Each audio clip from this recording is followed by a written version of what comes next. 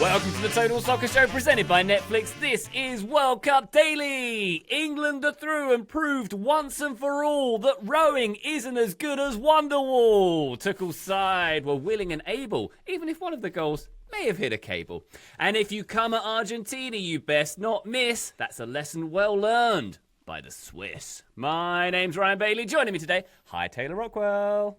Hi Ryan Bailey. How are you today? I'm assuming well. I'm assuming it was a fun afternoon at the Bailey household for you? I had a fun day yesterday, front to back, Taylor. It was good. I went to an English-owned bar in Charlotte, North Carolina. Jackalope Jack, shout out to you guys. So it felt like a very good, non-hostile environment for me to be in for this game. I enjoyed it. How many sweater vests? How many sweater vests? How many cell phone holsters? Just a couple that Ryan was wearing. Yeah, I mean, do you mean besides the ones I had? Yeah, zero. Just the three that you had on at once. Very good. Yes, good times had for that game. Maybe less so if you're Norwegian. We'll get to that very shortly. Joe Lowry, how are you? I'm great. Able and Cable was a stroke of genius. Very much enjoyed that introduction. I'm happy for you, Ryan, that you got the job done.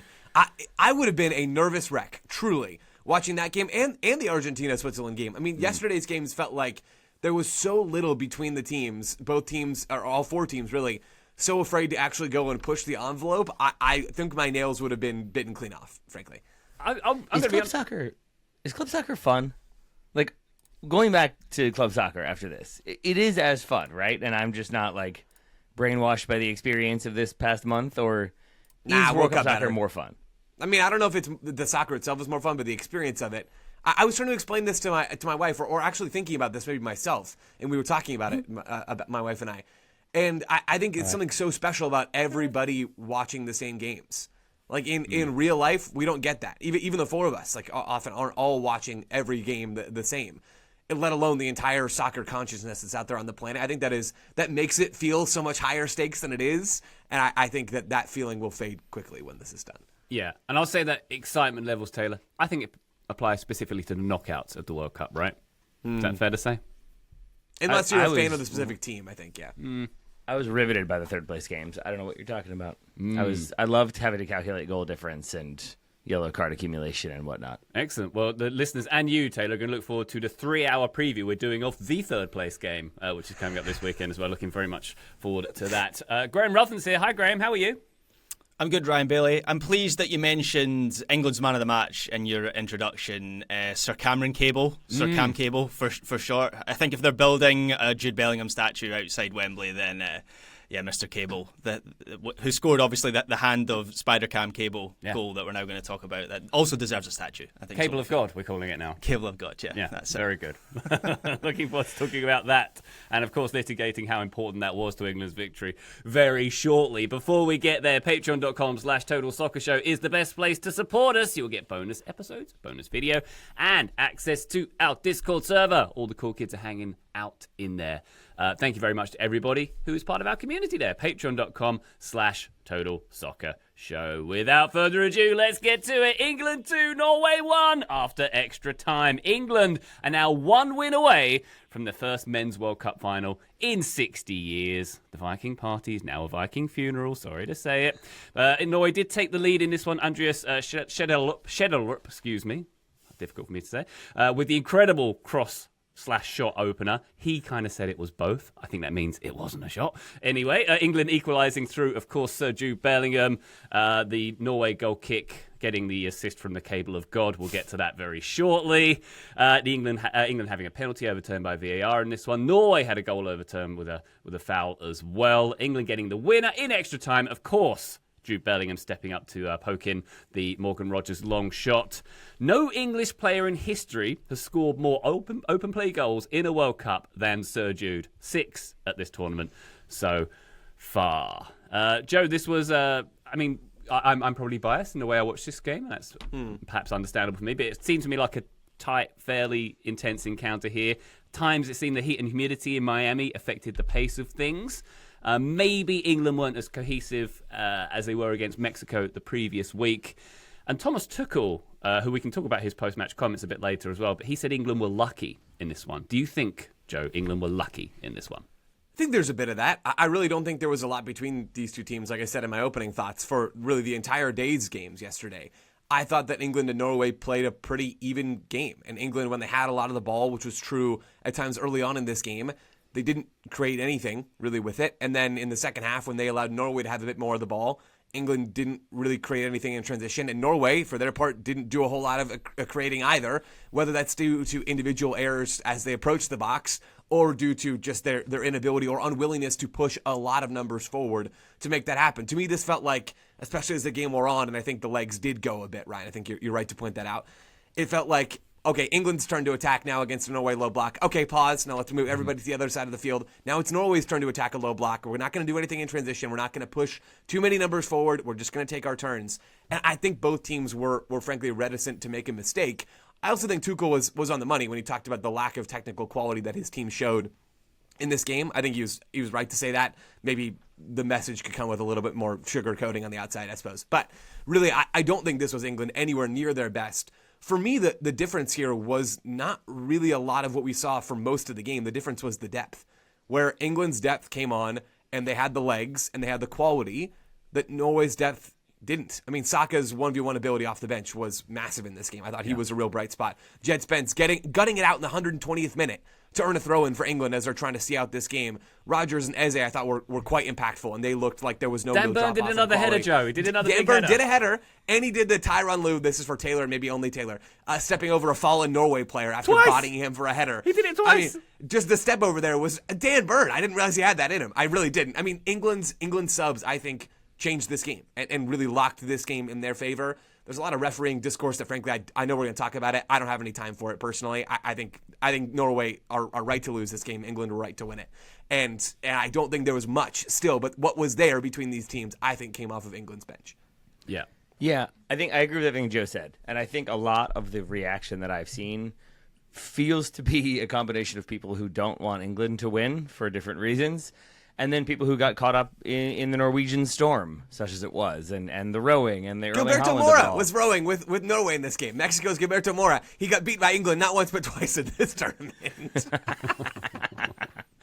But like my algorithm has suddenly been all about Erling Haaland, be it shopping for milk or I don't know, like being silly in training. It feels like he has become one of the tournament darlings, and so I think there was this feeling of they can spring a surprise. Graham talked about why they had like the potential to do so, and so I think in the end, for it to have not been the prettiest game and not have been like fully back and forth, it has its moments. I think it ends up feeling like, well, there's that call and there's that choice and this crazy moment, and it all went against them, and the fix is in, which is a new one for me, that we now seem to be arguing that like games are being fully influenced by FIFA executives. And I do think VAR plays a part in both of the games we're going to talk, and I think we should discuss it. But I think in the end, the Haaland shove is a shove. Whether or not that happens other times in the box is a different matter. But I think that goal is correctly ruled out. And I think that like other decisions that maybe went England's way, I feel were slightly more marginal. So in the end, I think it is probably the result that was fair on the day, especially with how good England were at limiting service into Haaland, at really limiting Haaland getting on the ball at all or getting on the ball in any situation that was threatening. It felt like the game plan worked, even if the game plan was ugly. Yeah. Graham, how do you feel for yet another Scottish defeat at this tournament? Are you feeling okay? I've got my Argentina shirt on, Ryan. We haven't been beaten yet. It just rolls on to the next one. Yeah, I mean, I don't really know what to make of England's performance as a whole, because there's only so many times I can sit here as a Scot and say I didn't think they played very well while they're moving through each round without sounding silly. But I thought it was a uneven performance. It was a game, as Joe kind of referenced, it was a game that ebbed and flowed, didn't really follow a clear pattern. England had lots of the ball in the first half. They were deep in the Norwegian half, but they weren't really doing anything with it. And then the second half started, and all of a sudden England lost their foothold. Declan Rice went off because of illness. Seems like he was touch and go to start this game. Had been, according to Thomas Tuchel, bedridden through illness for the last 3 days actually. And so he comes off, and in that period, Norway really take control of things. And for that period, I thought they had England on the ropes without creating a huge amount themselves. England in that period at the start of the second half, they didn't have much structure, certainly in possession. And Tuchel then corrects his mistakes by moving Reece James into the middle. He puts Rodgers on, he puts Spence on. I think that just kind of like brought England some energy, because there was times in this game where I thought they looked leggy. I don't know whether that was the heat in Miami, or whether it was the fact that England have come, they came out of that game in the Azteca against Mexico. That was an energy-sapping game. So there was a period in the second half where I thought England looked cooked, and Norway everything was sort of trending towards them. But then England came up with the big moments, and they have been a moments team at this World Cup. Mm-hmm. I really don't know if they've played all that well for any sustained period of time beyond that second half against Croatia when they were absolutely outstanding. But their two best players are producing the goods, and if there's not a Bellingham statue outside Wembley by the time of the semi-final, then something is wrong, because he is a ridiculous player. He is. It's Bellingham holding the cable, I think, is how it will work. Yeah, Graham, I think that's like good nuance to add, because I concluded my opening thoughts with the game plan worked, but the game plan was ugly. But as we specifically heard Thomas Tuchel say in the post-match, like, the game plan did not work. They did not play the way he wanted them to. They did not execute at the level that he expected. And that seems to have been why he was indicating that England were lucky to get out of this one, because it felt like they got through by kind of like grit and the guile of a few individual players versus playing the system that he wanted them to play. But I also think there's something to be said for that. Like, I think that's been a problem for England in tournaments past, that when they come up against stodgy, physical, difficult opponents, they don't always rise to the occasion, and sometimes they do the opposite of that. And so to get the result here, to kind of battle back and to deal with some of the changes and substitutions that Graham already outlined, I think is to their credit. It's just not the thrilling back and forth game that we hoped we might get. And again, I think that was part of the plan, was to make sure that Erling Haaland isn't alone in a bunch of space with the ball at his feet, because that doesn't usually end well for defenders. But I think Tuchel doesn't really help himself, I think. And we'll talk more about the post-match comments, but I think even those changes that you mentioned, Graham, yes, there is logic to them, but there's a lot of moving around of players that felt very antsy. It felt very I've got to do this now. And so it's the halftime changes you mentioned. It's Madueke and Rice. I will never get his name right the first time. Going off. You did Rice correct. I thought it sounded good. Thank you. It's actually Riche. Appreciate that, Joe. Okay. And then, so Bellingham drops deeper, you have Eze higher. And so I think the idea is let's get Jude Bellingham on the ball more often, and he can kind of be the conductor and run things with Eze further ahead to give us even more attacking flair. We're going to try to make something happen against Norway. We're going to be the dominant team in the second half. And then that's not working, so Reece James comes on, Gordon comes off, James goes central, Bellingham goes back higher. Then Jed Spence comes on for Nico O'Reilly. That feels like a good change given some of the legs, and I don't feel like O'Reilly had his best game. But then Rodgers comes on. Anderson is the solo defensive midfielder. James goes to right back, and so you've got Rodgers and Jude Bellingham now ahead essentially. But it just felt like, you go here. Okay, never mind, you go here. Never mind, you're here now. You're right back. You're a center mid. And there is versatility to these players. That's part of why he picked the squad he did, Tuchel. But at the same time, it just feels like there was a lot of chopping and changing from him in order to get things going the way he wanted it to. And I can see how, as a manager, that can be really frustrating, and you're trying to make changes to make things go the way you want. But as a player, I imagine in a high-stakes situation in which everything is on the line, to be having to adjust and listen to your coach fully scream at you from the sidelines, I think that probably also plays a part in why this wasn't the most kind of cohesive of performances. I take your point there, Taylor, but I also highlight what you've mentioned there about Tuchel as a key difference maker, as why this team is built different as well. When I'm watching, Rodgers and Konza switch places and Reece James for Anthony Gordon, I'm like, okay, well, there's a lot of moving parts going on here. But it's the kind of moves that previous England managers wouldn't have done. And this is the kind of game where previous England teams would have buckled. I'm quite sure of that. And that's the same thing for the Mexico one as well. And if Sorloth had made that pass and it was gone to 2-0, this game would have been over. That's another thing entirely to talk about. But that does lead me to that interview, the post-match interview with Gabriel Clark, which I think Gabriel Clark's done Thomas Tuchel a bit dirty on that. Is how? I disagree. Hang on. Team Ryan on this one. So Thomas Tuchel says, "I'm impressed with the effort, the team spirit, and the belief to overcome adversity." He then directly praises Jude Bellingham, says to the words of the effect of, "What can you say about him? He's a world-class player," is what he says, and that's That's kind of what I really like about Thomas Tuchel. He's so passionate. The team is singing Wonderwall to the fans at this point, and he's there saying, no, he's not afraid to ask for more from his team. He's saying he's being very pragmatic about it. Yes, this was a good performance. There was great spirit, but these are the specific tactical things that I wasn't happy with, which Joe mentioned earlier on. And just for me, that's an example of Tuchel and his mentality being a bit different. And as I say, in years gone by, it would have been, yeah, we were good, we'll just move on to the next one. And the team would have folded. Two of the 3 knockout games England have played have gone behind in. And I don't think there would have been that sort of fortitude that was shown under Thomas Tuchel here. And just to come back to the interview side of things, Gabriel Clark, I think it's kind of representative how the English media likes to stir the pot a little bit. So basically, he didn't, when he talked to Jude Bellingham afterwards and said, Thomas Tuchel says he wasn't impressed with the performance, he kind of conveniently left out that he said, you are world class, and he talked about this was pure mentality in a bottle, you can't sell it. He was effusive with praise. That's not his job to do that, though.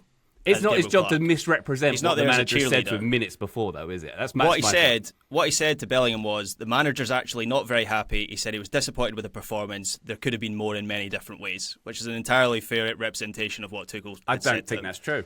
I see. You don't yeah, think what? Graham, That's true. That's not a fair that is a representation fair of what he said. representation. I don't think it's true at all. He said they were Graham. They said they were very lucky. He said they were very lucky to get through. And actually, Gabriel Clark, when he begins the interview with Tuchel, gives him a very softball question to begin, where he says, "You spoke about suffering before the game.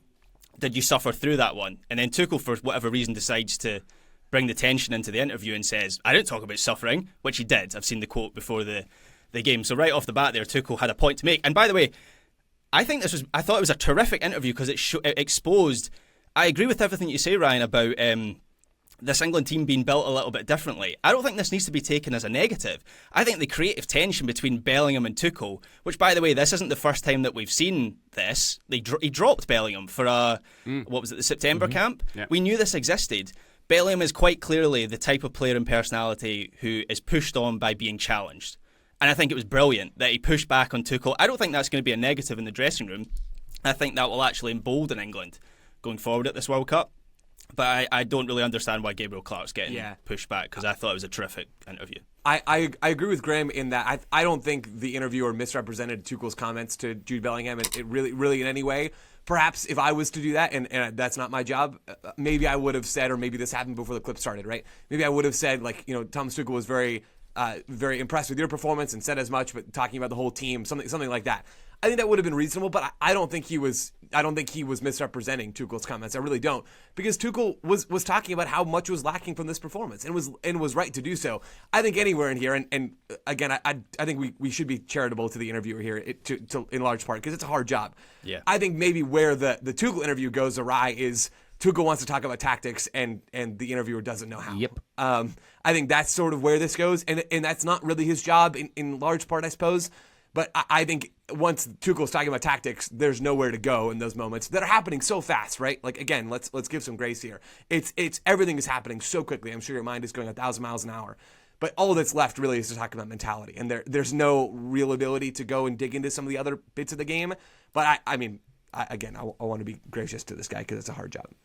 Yeah, and I think there is a lot of nuance here, because Graham, you're right. It's not like you're misquoting or misattributing things that were said. It's just that, to me, he talked about struggle, but he talked about correct me if I'm wrong, but wasn't it basically in knockout rounds of competitions, you have to fight for everything. You're gonna have to maybe he said the word struggle, but the idea was that it's going to be is a this battle. Bellingham? No, this is Tuchel in the pre-match interviews, where they then quoted him as saying like you said, you're going to have to struggle. It's just that thing of coaches never want to be told what they said or what they did, ever. Because it immediately, I think, to them triggers oh, you think you know more than me? Oh, you think you can tell me what I did? Oh, you're going to try to tell me how I was? And that, to me, was the energy that happened immediately, is Thomas Tuchel was basically I didn't say that. What I said was, but he didn't do that because he was mad. But I think the interviewer then, and I have full sympathy for this, but if you are... if you're interviewing somebody who is now openly hostile to you in front of a global audience, it's going to be hard to hear what he's saying fully, because you're so reeling from it and trying to keep it together, but also trying not to fold entirely when this person is very angry and can't even look at you as you're asking questions. But I think then as a result, Clark does sort of miss what Tuchel is saying. And that's why he has to double down on the, like, you could bottle this effort, you could bottle the intensity. That was all amazing. The mentality is there. I am mad that we didn't execute the game plan and we didn't play the way I set us up to play. And that's been a thing for him in this tournament. It's why he's kind of rotated through some of the fullbacks. It's why we have the clips of him screaming at Jed Spence over and over again in games. I think he has felt like players aren't, when the spotlight is on them, playing the way he knows they can or expects them to. However, that is also a thing that has led to Thomas Tuchel's undoing numerous times at club level. Like, there is a clear path of him falling out with players, falling out with front office personnel, falling out with assistant coaches. And a lot of it is because he publicly names and shames them and dresses them down and talks about what they're not doing and what they should be doing better. And it has a negative impact. So, Graham, you're saying, like, it might not here. But I think, like, with Bellingham in that moment, to hear, like, oh, the manager, like, questions you guys, when in reality what he was saying is, like, I wanted them to play the game plan the way we kind of talked about, and we didn't execute it. It was still a great effort, but I'm frustrated that we could have made this easier. Like, you can understand what Tuchel's trying to say. You can understand where Gabriel Clark is coming from, but there's that in-between where there's a lot of nuance missed, and I think that falls on Jude Bellingham. And to me, that's unfortunate because he was the hero of this game. He has a great game. It's celebratory moments, and that feels like a strange distraction, in my opinion. And as a player, I assume that would stick with you a little bit. And even if it is fine now, there's going to be a moment in the locker room where you have to be like, hey, what was that about? What's going on? Or maybe later on in the post-match. But it creates an awkwardness, I think. It creates a tension in my mind, and that would have to be dealt with. And I think that's because emotions are running hot. And I would like to see interviewers maybe be a little bit more reflective of that intensity in the moment, rather than, I think, like, looking for sound bites, looking for clicks, because I do think it got it in the end. It's not the interviewer's fault that Jude Bellingham doesn't, make niceties there, though, right? Like, it's not in his control what the response is from the player. It's up to Jude Bellingham to decide how he wants to respond. England didn't play a good game. Jude Bellingham played a good game. England didn't play a good game, right? That everyone saw that. Everybody saw that. So Jude Bellingham can go and say, "Oh, it's really hard." No one's denying that. But it's in his control how he responds to that. It's in his response. It's in his control how he responds to a question, and that question the question itself. was fair. The question's entirely fair. Yeah, I disagree. I don't think it's fair. I think it would be a dereliction of journalistic completely duty agree, not to put it to Jude 100%. Bellingham, Well, the best player on this team, the guy who's just got through this game, and a leader within that dressing room, that your own manager has slated, and he did. Like, he slated this performance from England. I think that would be a dereliction of duty from an interviewer. The point I make, Graham, is that he's gone to Jude Bellingham, the guy who scored 2 goals in this game, whom Thomas Tuchel singled out as being world class and was effusive with praise about him, and came at him and said the performance wasn't very good. I don't think that's very nuanced as a way to go to Jude Bellingham in that moment. I don't know the intricacies of this, but the TV interviewers don't get everybody in the mix zone, right? So I think he's probably, Jude Bellingham is the person he's talking to, and that's the question that you're supposed to ask. I agree with Graham. Yeah. All right. Well, we can agree to disagree on Gabriel Clark's judgment of that interview. But let's take a quick break. When we come back, we'll talk about more of the soccer from this game. And, of course, we're going to talk about Argentina's win over Switzerland. Join us then. The World Cup is finally here, Ryan, and I've been obsessed with a brand new way to experience it. FIFA World Cup Launch Edition on Netflix. Wait, Taylor, on Netflix? Like, between episodes of my favorite bacon shows? Exactly. It's completely reimagined for mobile to TV play, and honestly, it's fast, incredibly fluid, and just pure tactical fun. Wait, walk me through the mechanics here. How does it actually work? It is brilliant. Your TV is the stadium, and your phone becomes the controller. You just scan the QR code on your screen, and you're instantly swiping to pass and shoot. So, a low barrier to entry, but high replay value. Can you play as any country? All 48 teams, Ryan, in all 16 real-world stadiums, and best of all, it's included in your Netflix membership with 0 extra costs. Check the Games tab on your TV and start playing now. FIFA World Cup Launch Edition now, only on Netflix. Total Soccer Show presented by Netflix. Welcome back, everybody. Joe, can I put a theoretical question at you? Go on. If you're in a World Cup knockout game and you've got one of the all-time great strikers and you've got 15 minutes left to play, would you or would you not take him off? What do you think about that? And I mean, obviously, I'm cheekily referring to Erling Haaland here, who he didn't have the greatest game. He did look a bit gassed, but still, when you've got him and you've got 15 minutes to play, I think you leave him out there. What do you think? Probably, right? I mean, this was a head scratcher for me, and Solbakken talked about it after the game, said he had a bit of a dead leg, said he was tired, really said, I think I should have taken him off 10 minutes sooner or something along those lines, which is just a classic double down, right? Which I kind of respect. I was shocked to see Erling Haaland come off the field in this game, especially because it felt like the game was almost playing into not his primary strength, which is Norway having a chance to go and attack in behind because they're trailing and they needed some magic. So they were up against a low England block as England were trying to see out this game. But the ball was going to come in via the air, right? That was basically the only way it was going to get into the box. And Strand Larsen is a capable 9. Like, I would happily take him on a U.S. men's national team roster. But I don't think he still makes you quite as nervous if you're an opposing center back as Erling Haaland does in the air. And Haaland had a bit of success, unlimited service in this game anyway. I still don't really think there's a good explanation. Even if Erling Haaland can't quite run, you can bring on Strand Larsen for someone else. I mean, they're pushing a center back up alongside the striker to finish this game. Like, that could have been Strand Larsen and Erling Haaland and even a center back. I mean, you have nothing to lose at that point. I was floored. I really was by that decision. I don't think you can really justify it unless he just actually couldn't move, in which case, fair enough, but it doesn't seem like that was the situation here. I felt like this game was a game of real what-ifs for Norway because they were very much in it, and I think you could maybe say that their luck ran out a little bit in this tournament because they really weren't better than the Ivory Coast and they really weren't better than Brazil and they weren't better than England and they finally lost one of those games, right? I don't think they can really feel that hard done by, even with some of the refereeing decisions that did not quite go their way in this game. But really the moment that gets me, and Ryan, we were talking about this in the Slack yesterday, is the Sorloth moment where it's Sorloth and Haaland in transition and they have a real moment to strike and it comes to nothing. Sorloth is on the ball, Haaland is to his left running through the middle. And Sorloth cannot find the angle to pass the ball to Haaland. And he is too deferential after he realizes he can't find it to actually go and create a shot for himself. Or maybe he's incapable of that. It felt like if that was Antonio Nusa or Oscar Bob, who were on the bench to start this game, that's a chance. Because Sorloth, we've talked about this a lot, is not a winger. He is a 9 who's used to be played 2, not someone that you play through. And I don't think he has the skill in those moments to really go and create. And that's where I think Norway's talent deficit kind of showed itself most, where they were never really able to get Haaland into the game to the point where you could even possibly have this thought, if you're Solbakken, into your consciousness that, well, maybe we should take him off.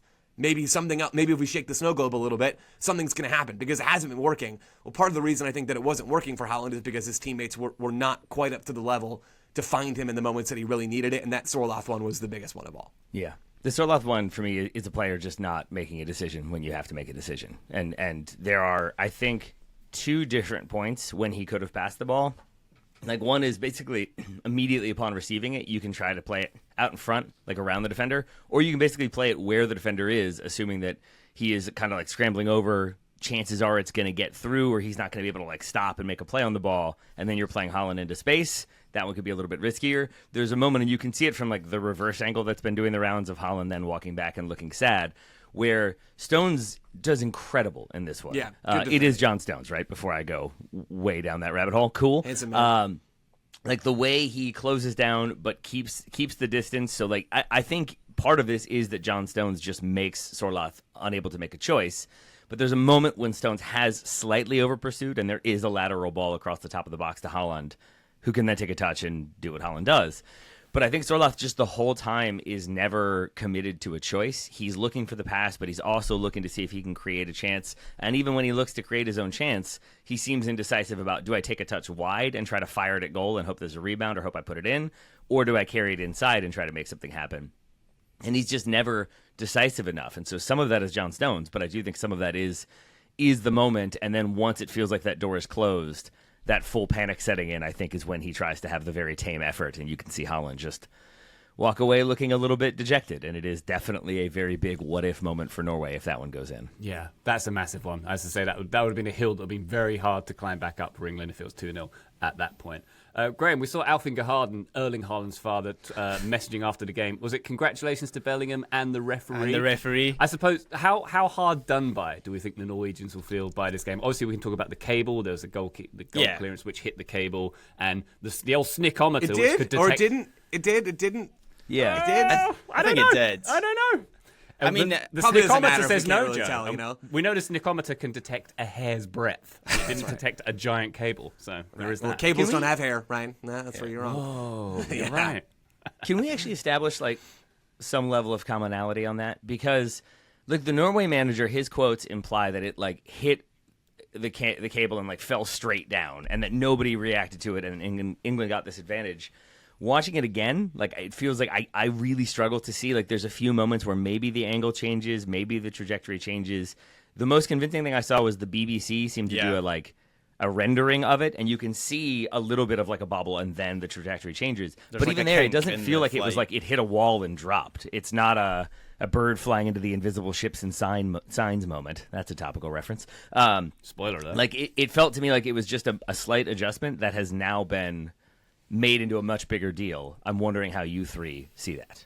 I mean, it was Fox that highlighted it at first, right? That it looks like in their angle that you can see the ball sort of change either direction or spin from the goal kick when it's in the air. It sort of like reaches an apex and then it drops sharper than you would imagine a goal kick of that like trajectory would.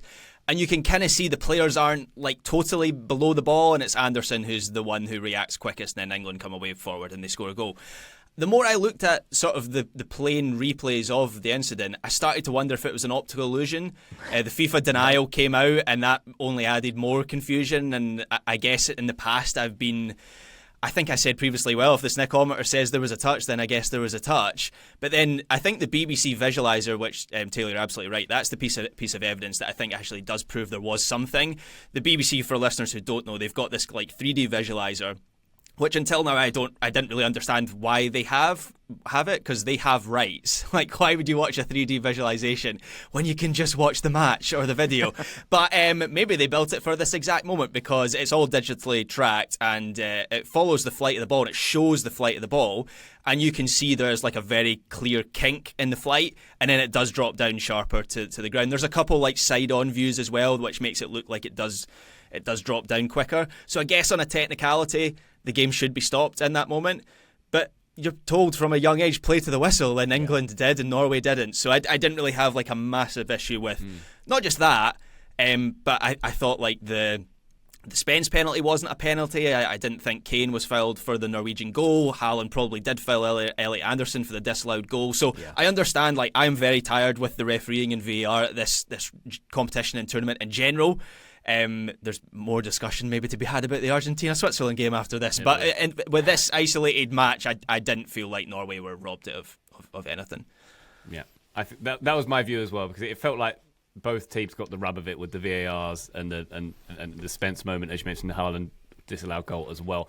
I didn't feel like there was severe injustice. I didn't feel like there was an Egypt-Argentina level of unbalance to this. But I suppose what's happened here, I don't know if you agree with this, Taylor, that FIFA have just lost another level of integrity at this tournament. With the Ronaldo incident, with the Balogun incident, it's now down to everybody to start saying these kind of things and everybody to start challenging things at a higher level, simply because FIFA have less integrity now. That's just a fact. Yeah, exactly. I mean, when you have the level of integrity that FIFA has, such as it is, like when you put out statements like that people need to be able to trust and believe what you're saying, like, I think that it was a case before the World Cup began, certainly, that people were already skeptical of FIFA, but I do think the Balogun decision especially does make it feel like they are open to interpretation and they are open to creative problem solving. And so once that's the case, are they above saying like, nope, we saw nothing, don't check anything, also like hairs on head will trigger it but not a wire?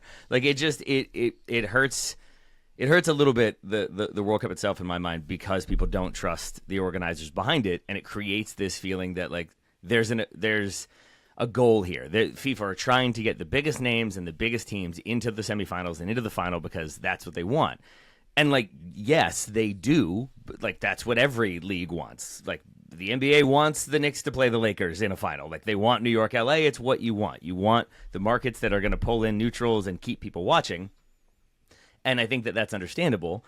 At the same time, like I think when there's just been these little moments, it creates overall a feeling of like, wait, what's going on? What's happening? And I think you can see that in the way I think some casuals who've come to the game, at least on the American side, now have this idea that like, oh, like the fix is in, FIFA's corrupt. Like, oh, of course we're getting all the big teams and they're getting all the decisions.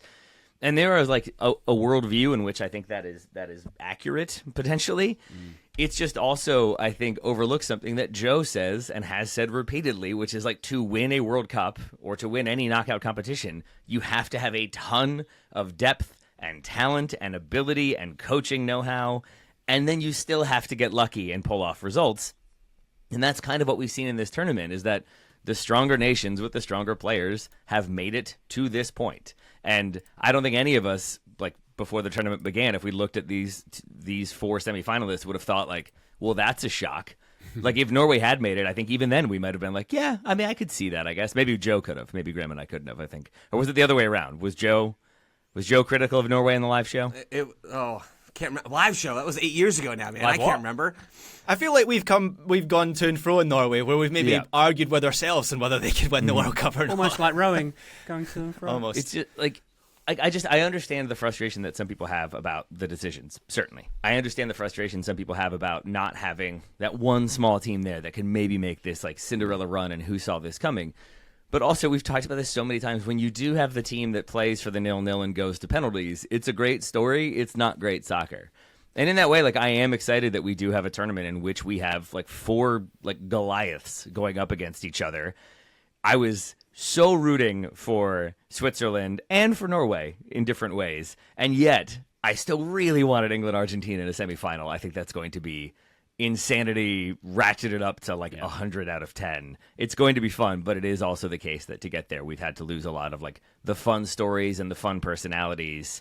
And I think when FIFA make you ask questions about why that's happening, like that becomes part of the narrative. Are you saying Thomas Tuchel isn't fun? He laughed at the John Stones shoulder thing. Come on, he's got humour running through his veins. I mean, he did, but he also like did not know what to do and then tried to be fun about it. Did you see the part where he goes to hug John Stones and Stones has already sat down? So he just like walks his lower stomach into John Stones' face, and it's very like, Thomas Tuchel, you want to have fun and you want to be light, but you don't know how because you're too mad about people passing a ball 1 inch too far of where they were supposed to pass it. Got to have standards, Taylor. Got to have standards. But just to summarise here, I am so proud of this England team and what it's done so far. I think the Mexico game is going to live long in my memory just as a battle and showing, like, conquering adversity in a way this team hasn't done before.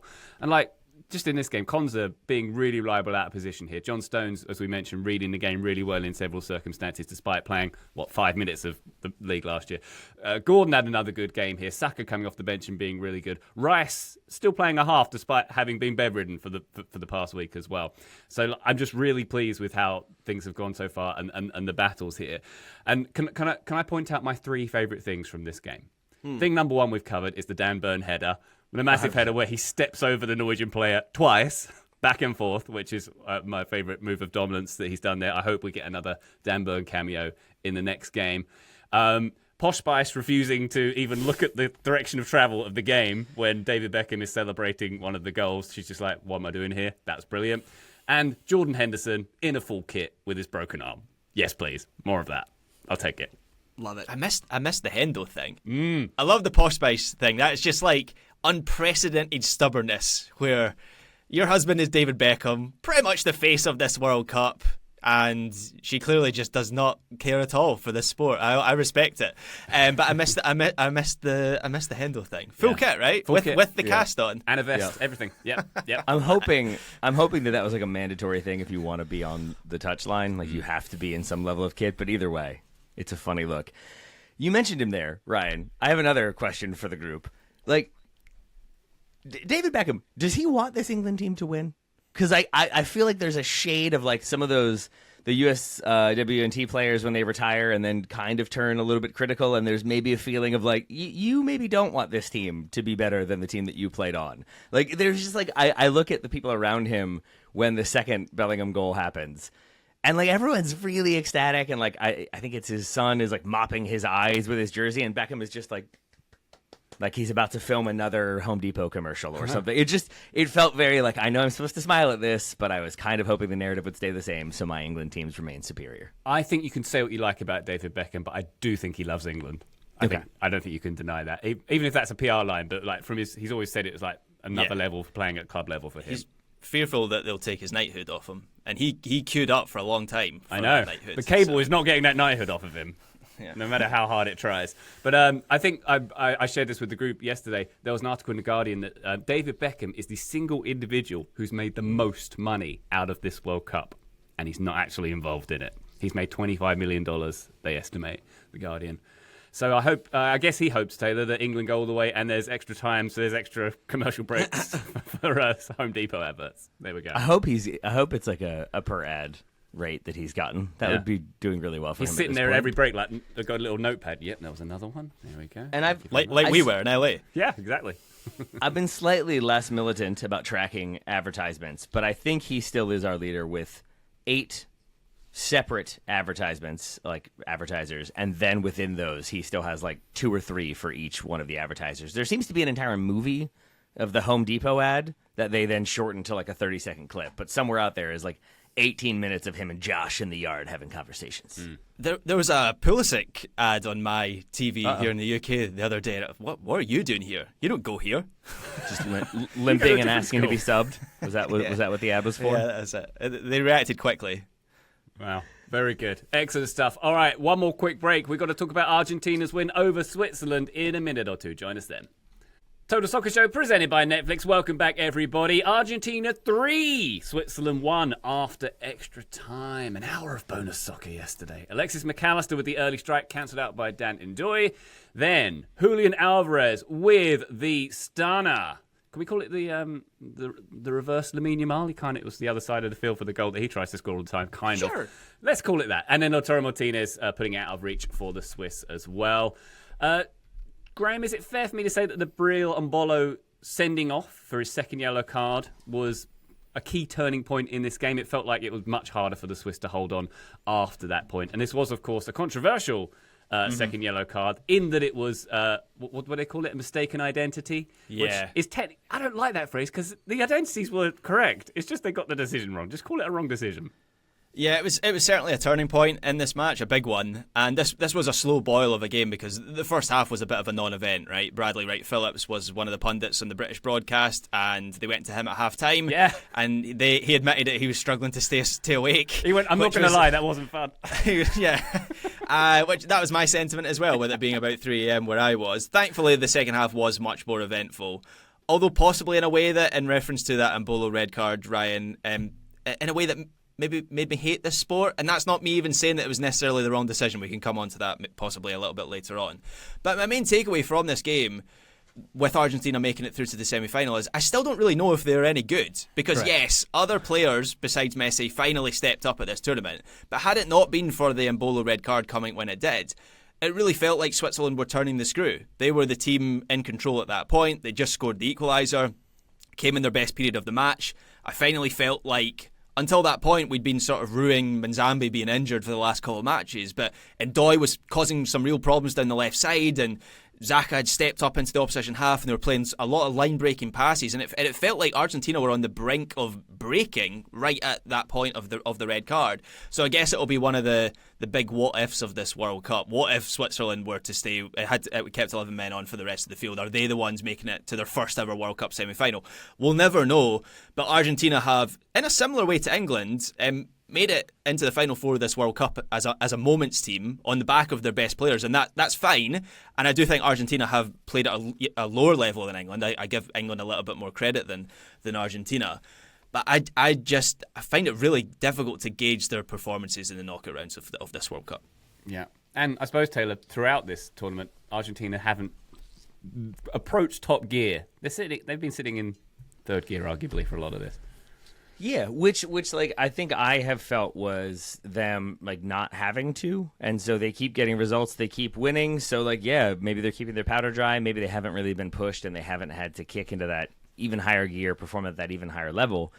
But as this game went on, like I did start to wonder a lot more about how strong this team actually is. To Graham's point, and I think Joe's made the same similar points in the past, that like that defense is just prone to wandering off and keeping like very erratic high lines, and maybe you're tracking, maybe you're not tracking. There's just a ton of room to exploit. There are opportunities if you go at them.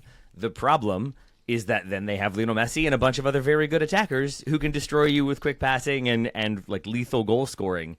And so it's that balance of do we go at them and try to really exploit perceived opportunities in their defense or perceived vulnerabilities at the expense of leaving ourselves open to the counter and potentially making this worse? And I think like Argentina came out in the second half of this game, like another deep cut reference, but there's the Adam Sandler movie, like The Water Boy, in which he's the ridiculous linebacker who tackles everybody. I'm sure we've all seen it. But like one of the teams ceases to play offense because they're basically like, you can only beat us by him tackling us, so we're just going to punt, and now you have to beat us with your offense. That felt like what Argentina did in the second half, was just like, we're not even going to try. You just have to score goals on us, and you're not going to be able to do so. And then they went into this shell and kind of invited Swiss pressure, and I do feel like that is where the game fully turned. And Argentina struggled to turn things around until you get the beautiful winner from Alvarez. But in the end, I come away thinking this is a team that when they go up against a stronger team in England, or maybe an even stronger team, be it France or Spain in the final, if that happens, they're going to have problems and they're going to concede goals. And I think that's a defense that really hasn't had to prove itself. And when that time comes, I still don't have a ton of faith that they're going to be able to stand up and play resolute defense and keep it 0-0 when they need to. Yeah. Joe, your thoughts on this Argentina side? Are they a side that should be in the Final Four of this tournament? Sure. Why not? I mean, I'm happy that they're here. I think at this point the question is: are Argentina in third gear, or are they just this is who they are? Yeah. Right. I think that's the question. That's basically the distillation, I think, of what we've said about them so far. I thought watching them play the Switzerland low block was fascinating because on one hand they're really good at it and creating chances that way. On one hand they're really bad at it. Arsenal. Wow. Don't know where that came from. Maybe that's my subconscious lack of chance creating against low blocks. Really, what we saw from Argentina in this game is what we saw in the last game, which is them playing with 2 strikers-ish, and Messi being one of them, and 4 central midfielders and 0 wingers, and really 0 outside backs who are an actual threat on the dribble or on the overlap. What that means is that Argentina are quite good at going and finding little combinations in central spaces. What that also means is that Argentina are quite bad at going and attacking around the edges of these blocks. I mean, we didn't really see almost any movement on the outside of Switzerland's block, even when Switzerland were down a man. We saw a little bit maybe from Almada, a little bit from Nico Gonzalez on the left side. But really, Argentina are quite one-dimensional in that way. They're incredibly good at that one dimension, but they just don't have a lot of variety to their game. And you toss into the fact that I don't think that they really have the athletic advantage in midfield. I thought the midfield was quite sloppy, actually, for them in this game, at least early on, and prevented them from building and creating some danger. I don't know, man. I'm not sold by this Argentina team. I think of the 4 semifinalists, they're the one that I'm least sold on. England would be next, and then Spain, and then France. So it is, I suppose, a good thing for Argentina that they get England rather than one of the other 2 teams. But I don't think anybody left this game thinking that Argentina have been wildly impressive, really, ever in this tournament. Yeah, I've watching Argentina in the last couple of games, I've been thinking a lot about just how important Angel Di Maria was to this side in 2022, where at the moment they're playing that box midfield, I guess, in a sense, with 4 out and out central midfilders. Yeah. But you get the principle of what I'm saying. There are a lot of central midfielders in that unit, and I just thought Di Maria was so important in Qatar to this team with like his dribbling ability and just like his positioning out wide, like just create space, and that's a dimension that Argentina have been lacking at this tournament. So of the 4 teams that are through to the semi-finals, they have been the one that has impressed me the least. Taylor, is there anything we can say about the Swiss? Stunning stat from them. In the last 8 tournaments they've played, they've made the quarterfinals 6 times. They have advanced in none of those games. So that's rough. I feel gutted for them in this game because I fully thought this was going to be a comfortable win for Argentina. I thought without Monzambi, like I didn't think they were going to have the attacking flair Switzerland, so it felt like it was going to be sort of moving the pieces into the correct positions, as we've talked about previously, to then try to get an attack going. And I wasn't sure that kind of speed of play was going to cause Argentina problems, and I'm not sure it did in the first half. But then they did sort of get more intent, and I think Argentina invited that, as I said. But there's a moment where it felt like, oh, they're gonna do this. Like they've equalized. They're really pushing. Argentina don't seem like they have a ton of answers. And then it's the Embolo second yellow card that completely changes this game again. And I feel so bad for him. I feel so bad for that Swiss team. As Graham said, like by the rules, nothing is wrong here. It's the correct decision. It's just a moment in which VAR, I think, has fully lost like the spirit of the game. Joe, I know that these are your favorite talking points, so I apologize in advance. But I don't always like go in on VAR and get frustrated with it. But like anybody who's played soccer knows that in this situation, obviously it's VAR that shows that it was a dive by Embolo, but like anyone who's played it knows that the referee comes over, gives him a very stern talking to about like, you're already on a yellow, one more thing and you're done. But you're going to give that final warning. Like you just will. It's part of the game. Nobody on either team wants to see things turn out that way. And you can see it in how gutted he is, how destroyed he is. Like I had people who were watching who were soccer casuals who were like, I don't know if I can watch because this man is making me feel too many sad things. Because that red card in the end is the correct choice, but it feels very much against the spirit of the game. I appreciate what Landon Donovan was trying to do. Like, it is a dive. He's trying to get Paredes booked. It should be a yellow. It's just that, like, most of the time it's not going to be because that ruins the game. And even if Switzerland found a way through, they don't have their key attacking player aside from the other key attacking player for that next game. So it always felt like even if they win this, what are they going to do against England? Like, it just felt like it completely killed the momentum for the Swiss, who kept going, and I think it's to their credit that they keep fighting and keep trying to get goals. And I thought Granit Xhaka was like a leader of men in this game, and also had some great chances. Also showed how like technically precise he is on the ball. I thought it was a much more creditable and inspired performance from the Swiss than I thought we were going to get, and I'm sad that it's kind of marred by Embolo being sent off on legislating technicalities. Yeah, I agree with everything that you've said, Taylor. I won't labour the point because I've made my view on this known on this show before. I just think VAR has removed that sort of like unspoken check and balance that referees would have of like, yes, okay, sure, by the letter of law, it's a second yellow card. They shouldn't referee things differently given the circumstances. But as fans, that's kind of what we want. Like, it's the final 30 minutes of a World Cup quarter-final. I just think nobody bats an eyelid if that's a final warning for Embolo. And beyond that, I just hate how we're at a point now where there's a part of the law that means Embolo is able to be shown a second yellow because the referee initially gave Paredes a yellow. Yeah. So it then becomes mistaken identity, and that's able to be reviewed. Whereas if he doesn't book Paredes, then it isn't reviewable. And now we've got to a point where everything is like litigious. Where now we're not only reviewing things after the fact, but now there's like different interpretations of when things can be reviewed, and I just think it results in game-changing decisions that don't need to be game-changing decisions.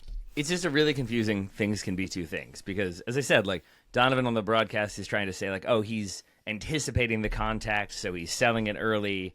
And like there is a little bit of contact, but he's the one who triggered. And Embolo is trying to get Paredes yellow carded. He is like that's why you stay down after the contact. That's why you act like it was this massive tackle, this massive challenge that truly hurt you.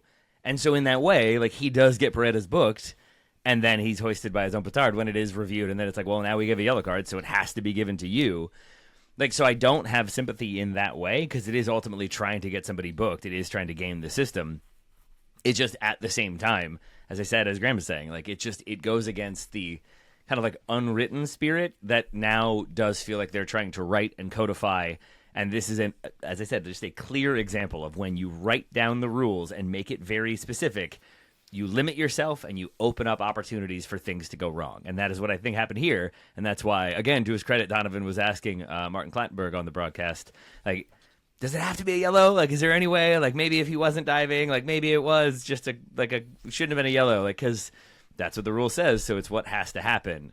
But it just, I think everybody knew right there, like, oh, well, that's that game done. This won't be changing, and it didn't. It didn't indeed. Argentina going through, of course, to play England on Wednesday, Taylor. Have we given Graham enough time to talk about Julian Alvarez? Because I feel like this is a thing that needs to happen for like 4 minutes straight. Because Graham has been on the Alvarez train for years, I want to say, but then leading into this tournament was like, this is it, man. Here we go. And that goal is the goal of the tournament for me right now. It is Sidney Lopez Cabral. Sidney Lopez Cabral for sure. Yeah, but it's up there though. It's like top 3 or 5, I think. It's so good. The first touch, the setup, the little teeny tiny steps that tell you he is about to uncork a hit, and that's exactly what he did. Graham, I'm talking a lot about him when I wanted you to have the opportunity to do so. I mean, in a sense, I've been disappointed by Alvarez at this tournament because I really did think this was going to be kind of like a passing of the torch moment for him. He was brilliant in qualifying. I think my VSP was something like he was going to create more chances than Lionel Messi because he was right with them during qualifying. And I thought maybe Messi would be rested for a game or something like that. But unfortunately, Alvarez he's had a little kind of like minor persistent injury that's kept him out of the starting lineup. And also Lautaro Martinez has been playing well. So I'm pleased that we got this moment from him because I just think it was proof of how, in my opinion, he's legitimately one of the best players in the world, and teams should be trying to sign him for 150 million as they are this summer because that's how good he is. He's an excellent presser, he's brilliant out of possession, he's technically excellent, he can produce a banger from long range as he did in this game, he can dribble, he can create, he can finish, he can kind of do it all. He can play out wide, he can play through the middle, he can play as a second striker. I just think he's one of the most adaptable and skilled players in the game at the moment. No arguments there. What I will end on for this episode, at least this part of the episode, is I tried to watch the second half. I had a sleeping toddler on me for the second half, so I was taking fewer notes than I usually do. Instead, I was just like, I'm going to enjoy this game. Call him Joe. He's not here. If only. Joe's a better cuddler than my 2-year-old. I'd imagine that's true. Equal parts glee and rage. Joe, just all rage.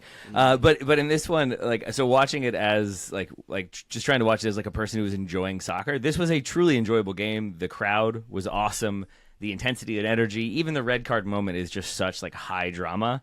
But I was also reminded of a great point I saw on social media earlier in the tournament that like one of the best parts of soccer, if you don't know much about soccer, is when the player scores and then he has to run away from his friends. And this was just another great moment of that when Alvarez scores and is trying desperately not to be mobbed by his teammates as he's running away to celebrate.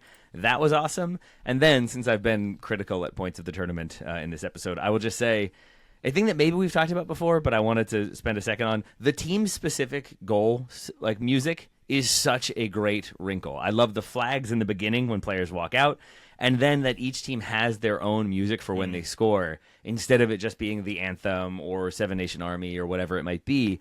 It just adds that flair, and then you get sort of like regional music to go with it, or like music from that country, obviously. So then it feels like when Egypt scored and there's Egyptian music blasting from the speakers, it just gives it so much more energy. And the same for Argentina in this game. When that goal goes in and the goal music triggers and the crowd's going insane and the players are mobbing Alvarez, it is just like a Renaissance painting in terms of its spectacle, even if those didn't have accompanying goal celebration music. The goal music has been great. I don't know what Argentina's is. I can hear it in my, because we've heard it so often at this tournament. I can hear it in my mind. I thought it might be like Soda Stereo or something like that, but it's not. It's a little bit more traditional than that. England's choice is I think maybe the best at the whole tournament. Chase the Sun, the dart song of da da da da da da da da. That's a tremendous goal music clip. So I like that as well. I've enjoyed them all. And then Argentina has, I think, Los Palmeras as their post-match music when they win, and they're awesome as well. I was first introduced to them in the halftime of the Copa Sudamerica, where it's like two small old men playing and singing, but the whole crowd is like openly weeping. They're great, and I love that Argentina carries them with them. Yeah, they're great. Argentina against England on Wednesday. It's a great clip. People should find it and go watch it. And the other semi, of course, on Tuesday, France versus Spain. As noted, we got the top 4 seeds basically in this now. Big boys are playing this week. Oh, one more note actually from this game. We've got one more fallen hero. Taylor put a note in our show notes that says, I would like to hang out with Murat Yakin. And I think with all due respect to all 4 of us, I don't think any of us could afford to hang out in the places where Murat Yakin hangs out. He looks like the guy who's either in a very fancy restaurant, a 5-star hotel lobby, or potentially a hollowed out volcano villain lair. That's the only places he's going to be. I think he owns a Marbella nightclub, personally. That's the kind of vibe I get. I think he's another level than that. I don't know. Another level than Marbella nightclub. Yeah. He's best pals with Jack Someone's Grealish. not classy enough. I think he's in the it's Monaco a layer casino. cake. It's a layer cake situation. Yeah, he owns the Marbella nightclub, and then he walks through the door, marked private, and then he has his whole like criminal enterprise behind the scenes. Yeah, I mean, I think what you're saying, Ryan, is that we've never seen him and Mads Mikkelsen in the same place at the same time. Ditto Niko Kovac. He was styling in this game, right, Yakin? Who I don't think they were sunglasses. I'm assuming they were like lenses that change or whatever, but they looked like he was wearing shades, and his whole vibe, the long hair, the kind of like bemused anger, but then stoic confidence when the red card happens. I feel like he is. It's not a surprise to me that he's been there as long as he has and has the connection he has with the players. And I think that breeds a certain comfort and relaxed approach that I'm guessing is not relaxed at all times and certainly isn't in training. But I found him to just be so enjoyable to watch in this game. Definitely. He's just so fancy looking, isn't he? Really You'd is. never get him in a rack room shoes, is what I'm saying. Anyway. Perish the thought. Absolutely not. Indeed. All right, let's wrap this one up. Taylor Rockwell, thank you very much indeed for your contributions to this here podcast and all podcasts in history. And to you. Graham Ruthven, thank you very much, sir. We appreciate you. Thank you, Ryan Bailey. Excellent stuff from you, Joe Lowry. Thank you very much. Thank you, darling. And listener, thank you very much for joining us via this medium. We'll be back very shortly, but for now, bye.